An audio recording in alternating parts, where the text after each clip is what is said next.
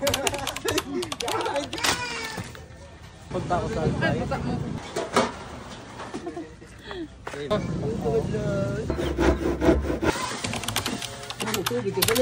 Mapagpalang araw mga ka-kingpins, bumili nga pala kami nitong dalawang kulay blue na drum. Matagal na nga naming pinag-iisipan na bumili nito dahil yung pinag-iigiban nga natin minsan ay nasisira ang kanilang pump. At syempre mga mi, kapag nasira ay wala din tayong tubig. Isa pa naman sa pinaka-importante sa atin ang tubig dahil marami tayong hinuhugasan. Kaya ito, kahit pricey nga para sa atin ang presyo nitong mga drum, ay napilitan na talaga tayong bumili ng sa gayon ay meron tayong stocks ng tubig dito sa atin. Tingin ko masusulit din naman natin ang paggamit nitong dalawang drum dahil matibay at makapal nga ito. At after kong mahiwat mahugasan nga itong pusit ito at hinuhugasan na nga ni Mr. at pagkatapos niya na ibababad niya nga sa gatas. Nang sa gayon mga mi ay malambot nga ang ating calamares. Bali araw-araw talaga tayong naghihiwa ng pusit mga mi dahil mabenta talaga sa atin ang calamares. Gumamit rin pala dito si Mr. nitong disposable gloves para hindi mabasa ang kanyang kamay at kung gusto nyo rin to, ilalagay ko sa comment section ang link. Paubos na rin pala ang stocks ng ating fishbowl at kikiam kaya ito nagpa-deliver tayo kay supplier. Kung maganda nga ang bintahan nitong mga darating na araw ay hindi na nga to aabutan ng 1 week. Hindi din naman tayo umorder ng good for 1 month dahil hindi nga to pwedeng ma-stock mga mi. Dahil kapag matagal nga na-stock ang kikiam at fishbowl ay pangit nga ang itsura niya kapag niluto. At dahil walang pasok ang mga anak ko ngayon kaya ito nagpatulong ako magbalat nitong bawang. Gagamitin nga natin to sa pagluluto ng chili oil at ang reward nga nito sa kanila ay makakapaglaro sila ng cellphone. Ganyan dapat bago makuha ang gusto ay paghihirapan at the same time matututo din sila ng mga trabaho. Pinabuksan na din nga pala natin kay Papa itong drum at ang gamit nga nito ay lagari. Nang sa gayon ay malagyan na nga natin ng tubig at hindi na nga natin pinatagal at baka masira na naman ulit ang pump. Ikinahon na din nga pala ni Mr. dito itong 50 kilos na order sa atin na siomay na nakapwesto sa harap ng Liceo. Bali magkakatabi lang din ang isang cart natin doon. After nito ikinahon din natin itong order sa atin ni customer na may sariling food cart din na nakapwesto sa labas ng city. Grabe hatahataw din talaga sila sa pagbebenta doon sa kanilang food cart. Masasabi mo talagang kumikitang kabuhayan kapag ganito mga mi. Kaya sa mga nagbabalak dyan mag food cart, baka gusto nyo kaming maging supplier at kaya naman namin magpa-ship sa inyo ay i-PM nyo lang nga kami. At habang tumatambay ako dito sa labas, chinecheck at kinukumusta nga itong ating mga food cart ay dumaan nga itong magtataho. Tamang-tama naman at hindi pa nga ako nakapagkape kaya ito na lang ang iinumin ko. Mahilig din talaga ako sa taho at natigil lang nga ako dati mag-inom nito dahil nagkaroon nga ako ng bukol sa thyroid. Pero ngayon dahil naoperahan ako at natanggal na nga ang bukol sa liig ko kaya ito bumabalik na rin ako pag inom ng taho. Nililayout na din nga pala dito ni Mr. itong mga ititinda ng ating mga food cart nang sa gayon pagdating ng ating mga tindero ay kakarga na lang nila. Sa mga nagtatanong nga kung anong oras pumapasok ang ating mga tindero ay nasa 10 AM to 1 PM depende sa location na kanilang pagpupwestuhan. Sumaglit nga pala muna tayong umalis ng bahay para bumili nitong mga gagamitin sa pagpapawiring. Magulo kasi yung mga wire dito sa bahay, halos karamihan na extension nga na pinagsasaksakan lang. Kaya para mas maging maayos at maging safety nga ay ipapaayos natin to sa kapatid ni Mr. Sinabay na din nga nating bumili nitong mahabang ilaw na gagamitin sa food cart. Ito talagang tube light na Firefly ang palagi namin ginagamit na ilaw sa aming mga food cart dahil subok na namin to at napakaliwanag talaga. Pagkatapos nga natin ditong mamili sa hardware ay bumalik agad tayo sa bahay dahil marami pa nga tayong lulutuin para sa ating mga food cart. Tapos na din nga pala nating maluto dito itong isaw at Betamax at ito binibilang na lang natin yung mga ipapadala sa mga food cart. Nagbabalat na rin nga pala tayo dito nitong napakaraming itlog pugo para nga sa lulutuin nating quick. Araw-araw din nga pala tayong gumagawa ng lumpia nang sa gayon na hindi tayo maubusan ng stock sa freezer. Sa mga nagtatanong nga nitong roller lumpia maker natin ay ilalagay ko na lang sa comment section ang link nang sa gayon ay makabili din kayo. Nagluto na rin pala tayo dito ng calamares na i-deliver sa ating mga food cart at ito inaayos na rin ang wirings dito sa atin. Bali 5 magkakahiwalay nga na saksakan ang ipinakabit natin nang sa gayon na hindi na tayo gagamit ng extension. Pinadalhan na rin nga pala natin si Bunsoy ng pera na pambili na kakailanganin natin dito dahil magdi-deliver din siya sa ating mga food cart. Nang sa gayon ay isahang lakad lang at bago siya makauwi dito ay makabili na siya ng ating pinapabili. After makapag-deliver sa 2 food cart sa Capitol, ito at nag-deliver din siya dito sa harap ng school sa Liceo. Nagpa-deliver din nga pala tayo ng